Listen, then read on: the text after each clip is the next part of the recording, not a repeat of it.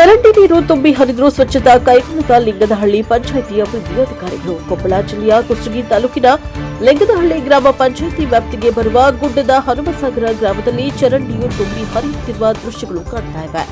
ಇದರಿಂದಾಗಿ ಗ್ರಾಮದ ಸಾರ್ವಜನಿಕರಿಗೆ ತೀವ್ರ ಆರೋಗ್ಯ ತೊಂದರೆಯನ್ನ ಅನುಭವಿಸುತ್ತಾ ಇದ್ದಾರೆ ಮತ್ತು ದೇವಸ್ಥಾನದ ಮುಂದೆ ಹಾಗೂ ಶಾಲೆಯ ಆವರಣದಲ್ಲಿ ಎಲ್ಲರೂ ಬಳಸಿದ ನೀರು ಹರಿತಾ ಇದ್ರೂ ಕೂಡ ಅಭಿವೃದ್ಧಿ ಅಧಿಕಾರಿಗಳು ಸ್ವಚ್ಛತೆ ಮಾಡಿಸದೇ ಇರುವುದು ಗ್ರಾಮಸ್ಥರ ಗೋಳು ಕೇಳುವವರು ಎಂಬಂತೆ ಕಾಣ್ತಾ ಇದೆ.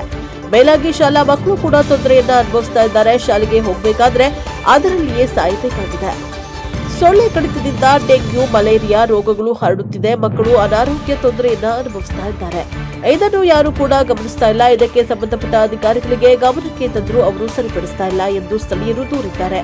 ಈಗಾಗಲೇ 2-3 ಸಾರಿ ಅರ್ಜಿ ಕೊಟ್ಟರು, ಗ್ರಾಮ ಪಂಚಾಯಿತಿಯವರು ಬರ್ತಾ ಇಲ್ಲ. ಇದನ್ನ ಬೇಗನೆ ಸಂಬಂಧಪಟ್ಟ ಅಧಿಕಾರಿಗಳು ಸ್ವಚ್ಛತೆ ಮಾಡಿಸದೆ ಹೋದರೆ ಪಂಚಾಯಿತಿ ಮುಂಭಾಗದಲ್ಲಿ ಹೋರಾಟ ಹಮ್ಮಿಕೊಳ್ಳಲಾಗುವುದು ಎಂದು ಗ್ರಾಮದ ಯುವ ಶಿಕ್ಷಣ ಪ್ರೇಮಿಗಳಾದ Doddagouda B Patil, Muttappa B Jogi, Shrikant C Banigol, Maruti S Banigol, Balanagouda Patil, Kariyappa Boni ಒತ್ತಾಯ ಮಾಡಿದ್ದಾರೆ. Bureau report Amajappa, Jublapura, Prajabhavan TV, Kushtagi.